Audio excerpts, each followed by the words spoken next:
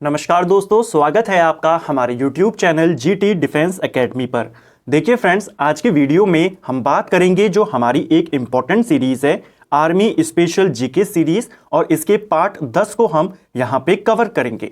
इस सीरीज़ में हम जीके और जनरल साइंस के इम्पॉर्टेंट एमसीक्यूज को यहाँ पर एक्स्ट्रा फैक्ट के साथ कवर करते हैं, जिससे आपके क्वेश्चन के साथ साथ रिवीजन भी यहाँ पर हो जाता है।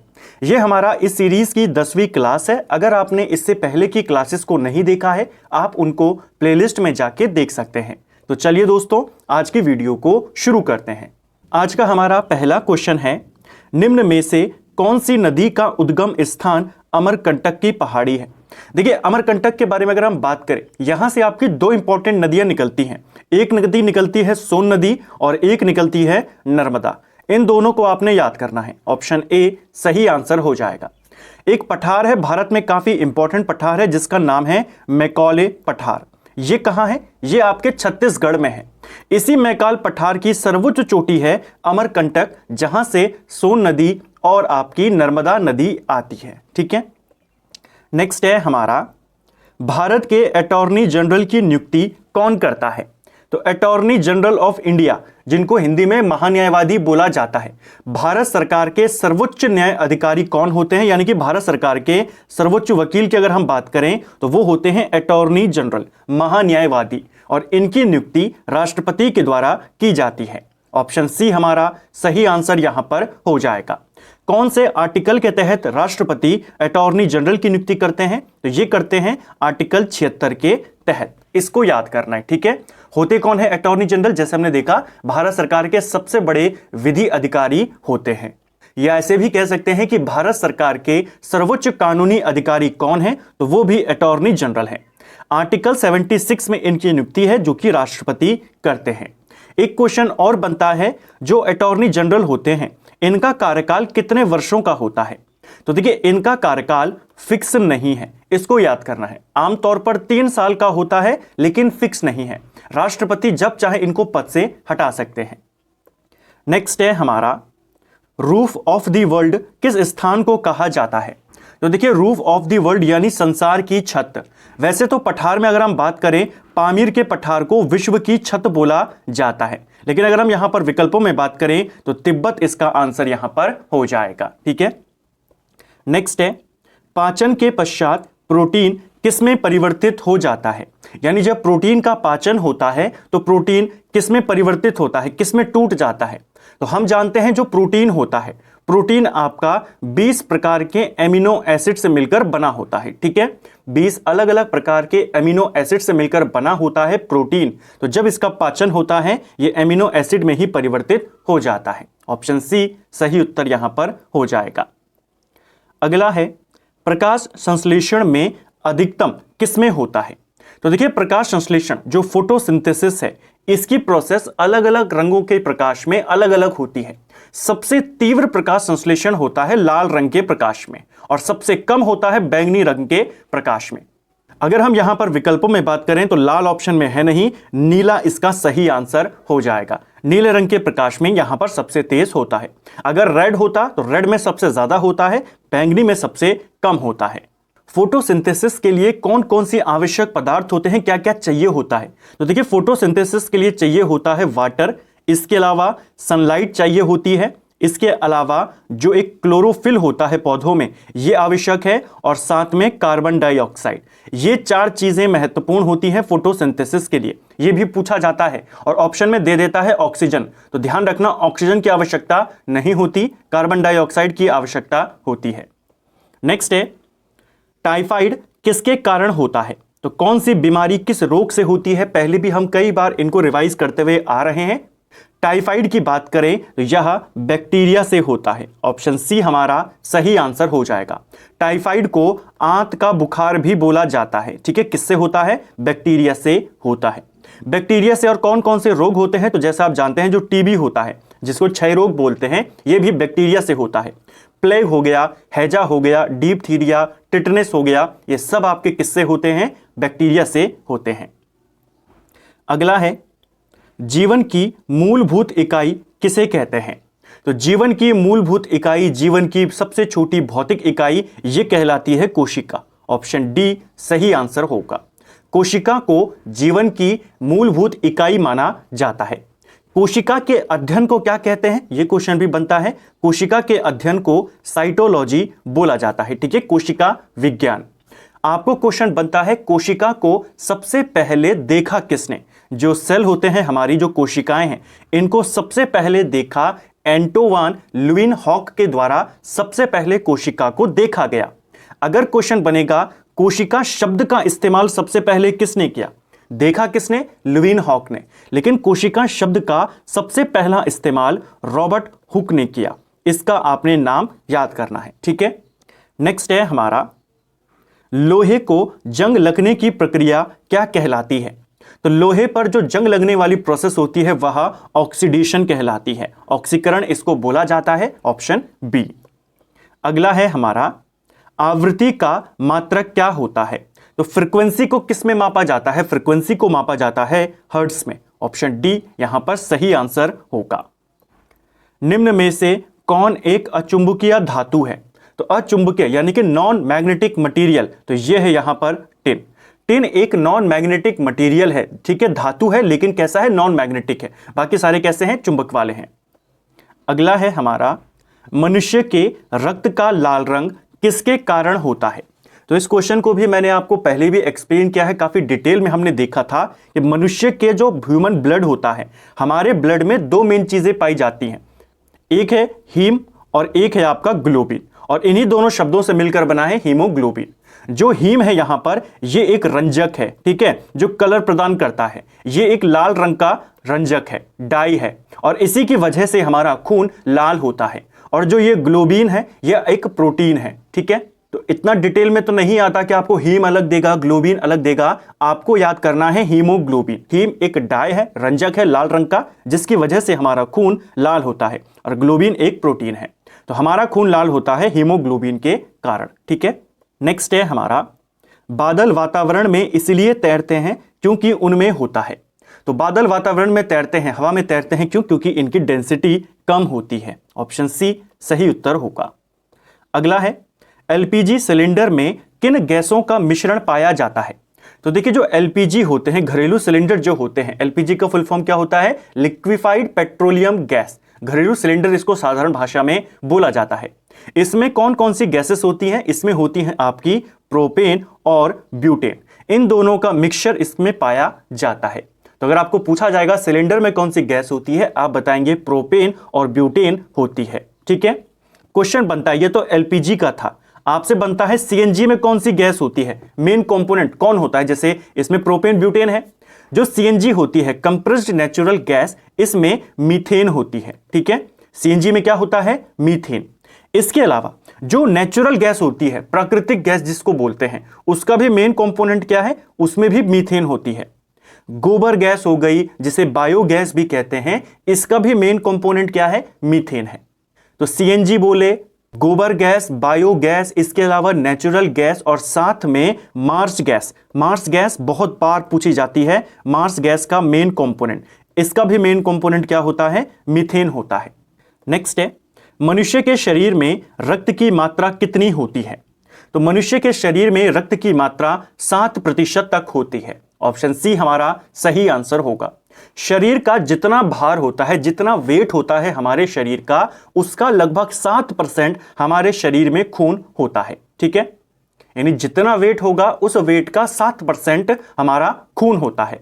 आमतौर पर एक नॉर्मल व्यक्ति में 5 से 6 लीटर खून पाया जाता है, इसको भी याद करना है। औसतन कितना खून पाया जाता है एक वयस्क व्यक्ति में, तो यह पाया जाता है 5 से 6 लीटर। एक क्वेश्चन और बनता है खून की मात्रा को लेकर के, महिलाओं में पुरुषों की तुलना में आधा लीटर खून कम होता है, इसको भी याद करना है, ठीक है। क्वेश्चन बनता है कि आधा लीटर ज्यादा होता है, बराबर होता है, आधा लीटर कम होता है, इस तरीके से आपको विकल्प दिए जाते हैं। आप बताएंगे महिलाओं में आधा लीटर खून कम होता है। नेक्स्ट है हमारा, एक हॉर्स पावर में कितने वाट होते हैं। तो एक हॉर्स पावर में 746 वाट होते हैं, ऑप्शन सी।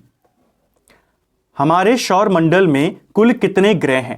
तो हमारे सौर मंडल में पहले 9 ग्रह थे, वर्तमान में अब 8 ग्रह हैं, क्योंकि आप जानते हैं जो प्लूटो है अब इसे ग्रहों की श्रेणी से निकाल दिया गया है, अब ये एक बौना ग्रह है। ठीक है, तो पारंपरिक ग्रह कितने हैं हमारे, वो हैं 8। ठीक है, अगला है कोयला किस प्रकार की चट्टान है, तो कोयला एक अवसादी चट्टान है, ऑप्शन सी सही उत्तर यहां पर हो जाएगा। नेक्स्ट है हमारा पुराणों की संख्या कितनी है, तो देखिए पुराणों की संख्या है हमारे पास टोटल 18। पुराण कितने हैं, 18। वेद पूछता तो वेद कितने हैं, 4। ठीक है, दोनों के बारे में नंबर इनके पूछे जाते हैं। पुराणों की अगर हम बात करते हैं तो 2-3 क्वेश्चन है, उनको लिखते हुए चले। जो हमारी ऐतिहासिक कथाएं हैं भारत की, इनको सबसे अच्छा अगर हम इनके क्रमबद्ध स्रोत की बात करें तो कहां से हमें इसकी जानकारी मिलती है, भारतीय ऐतिहासिक कथाओं की क्रमबद्ध विवरण हमें मिलता है वो पुराणों में मिलता है। ठीक है, पुराणों के रचयिता लोमहर्षि ऋषि और उनके पुत्र उग्रश्रवा को माना जाता है। पुराणों की संख्या 18 है, इसको याद करना है।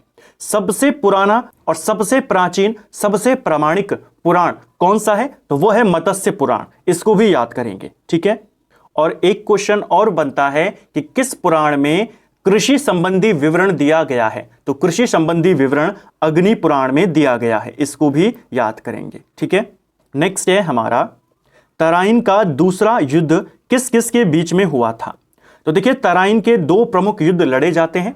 पहला युद्ध होता है 1191 में, दूसरा युद्ध होता है 1192 में। जो ये 2 प्रमुख युद्ध थे 1191 और 1192, ये दोनों युद्ध मोहम्मद गौरी और पृथ्वीराज चौहान के बीच में लड़े जाते हैं, तो ऑप्शन ए हमारा सही आंसर यहां पर हो जाएगा। मोहम्मद गौरी और पृथ्वीराज चौहान, जिनको पृथ्वीराज तृतीय भी बोला जाता है, इनके बीच में हुआ था तराइन का युद्ध। पहला युद्ध 1191 में हुआ, इस युद्ध में पृथ्वीराज चौहान जीते थे। दूसरा युद्ध अगले ही साल हुआ 1192 में, जिसमें मोहम्मद गौरी जीता, इसको आपने याद करना है। एक और तराइन का युद्ध हुआ जिसे कहते हैं तराइन का तीसरा युद्ध। आमतौर पर यही 2 युद्ध है और इन्हीं दोनों युद्धों से पूछा जाता है, लेकिन तराइन की तीसरी लड़ाई 1215 में हुई थी, जिसमें इल्तुतमिश ने यल्दौज को पराजित कर दिया था। यल्दौज, कुबाचा और कुतुबुद्दीन ऐबक, ये तीनों गुलाम थे मोहम्मद गौरी के, तो इसी के एक गुलाम यल्दौज को पराजित किया था दिल्ली सल्तनत का जो वास्तविक संस्थापक माना जाता है इल्तुतमिश ने, तराइन के तीसरे युद्ध में 1215 में। इसको भी नोट करते हुए चलें। नेक्स्ट है हमारा तानसेन किसके दरबार में संगीतज्ञ था, तो तानसेन किसका दरबारी था, तानसेन अकबर के दरबार में रहते थे। नेक्स्ट है हमारा माई कंट्री माई लाइफ नामक पुस्तक के लेखक कौन है, तो काफी इंपॉर्टेंट किताब है माई कंट्री माई लाइफ, और इस किताब के लेखक हैं लाल कृष्ण आडवाणी, ऑप्शन डी सही आंसर हो जाएगा। स्वर्ण मंदिर का निर्माण किसने कराया था, तो देखिए स्वर्ण मंदिर की अगर हम बात करते हैं, स्वर्ण मंदिर का निर्माण जो सिखों के 5वें गुरु थे, गुरु अर्जुन देव, इन्होंने स्वर्ण मंदिर का निर्माण करवाया था। स्वर्ण मंदिर आपके अमृतसर में है। 2 क्वेश्चन यहां से बनते हैं। अमृतसर नगर की स्थापना किसने करी, तो अमृतसर नगर की स्थापना जो सिखों के 4थे गुरु थे, गुरु रामदास, इन्होंने करी। और अमृतसर में इन्होंने जो गुरु अर्जुन देव थे, यहां पर हरमिंदर साहब का निर्माण करवाया, जिनको स्वर्ण मंदिर भी यहां पर बोला जाता है, तो इसको आपने याद करना है। अमृतसर की स्थापना पूछेगा तो गुरु रामदास, और स्वर्ण मंदिर के बारे में पूछेगा तो गुरु अर्जुन देव। नेक्स्ट है हमारा भारतीय सीरम संस्थान निम्नलिखित में से कहां स्थित है, तो हमारा सीरम इंस्टीट्यूट ऑफ इंडिया है, यह आपके महाराष्ट्र में है, पुणे में स्थित है। 2.5 दिन का झोपड़ा कहां स्थित है, तो 2.5 दिन का झोपड़ा यह अजमेर में स्थित है, ऑप्शन बी सही आंसर होगा। 2.5 दिन के झोपड़े का निर्माण कुतुबुद्दीन ऐबक के द्वारा करवाया गया था। ठीक है, नेक्स्ट है किसान दिवस कब मनाया जाता है, तो देखिए किसान दिवस मनाया जाता है हर साल 23 दिसंबर को। 23 दिसंबर को जो भारत के पूर्व प्रधानमंत्री रहे हैं चौधरी चरण सिंह, उनकी जन्मतिथि है और उनके जन्म दिवस को किसान दिवस के रूप में मनाया जाता है। नेक्स्ट है हमारा जातीय संसद किस देश की संसद का नाम है, तो संसदों के नाम विभिन्न देशों में ये भी आपसे पूछे जाते हैं, कई बार हमने इनको देखा है। जातीय संसद की अगर हम बात करते हैं, ये नाम बांग्लादेश की संसद को बोला जाता है, कहीं पर जातीय संसद है, कहीं पर जातीय सभा है, तो दोनों एक ही हैं। ठीक है, राष्ट्रीय पंचायत ये किस देश की संसद का नाम है? तो राष्ट्रीय पंचायत नेपाल की संसद का नाम है। ठीक है। एक नाम जो बहुत बार पूछा जाता है मजलिस, ये किसकी देश की संसद का नाम है? तो मजलिस जो है ईरान और मालदीव की संसद का नाम है। भारत में संसद को पार्लियामेंट यानी संसद ही बोला जाता है। जापान में संसद को डायट बोला जाता है। ठीक है। इजराइल की संसद को नेसेट बोला जाता है और अमेरिका की संसद को कांग्रेस बोला जाता है। तो इसको भी आपने याद करना है। ठीक है। अफगानिस्तान की संसद को शोरा बोला जाता है। नेक्स्ट है हमारा, साबुन किसी सतह को किस सिद्धांत के आधार पर साफ करता है? तो जो साबुन होता है यह कार्य करता है पृष्ठ तनाव के सिद्धांत पर। ऑप्शन डी सही उत्तर हो जाएगा। ध्वनि की सबसे अधिक गति किसमें होती है? तो इस क्वेश्चन को भी हमने कई बार देखा है। मैंने आपको पहले भी कहा, जो स्पीड ऑफ साउंड होती है, साउंड को ट्रेवल करने के लिए किसी न किसी मीडियम की आवश्यकता होती है। तो जो मीडियम जितना सुदृढ़ होगा, साउंड उसमें उतनी तेजी से जाएगा। तो सबसे तेज इसमें जाएगा स्टील में। ऑप्शन ए हमारा सही आंसर हो जाएगा। ठीक है। नेक्स्ट है हमारा, निम्न में से किसकी प्रतिरोधकता कम है? तो इनमें से अगर हम बात करें, सबसे कम प्रतिरोधकता नाइक्रोम की होती है। ऑप्शन ए सही आंसर होगा। इसीलिए जो हीटर के ऊपर लगा हुआ होता है वायर, वो भी नाइक्रोम का बना हुआ होता है। नेक्स्ट है, मोबाइल फोन का आविष्कार किसने किया था?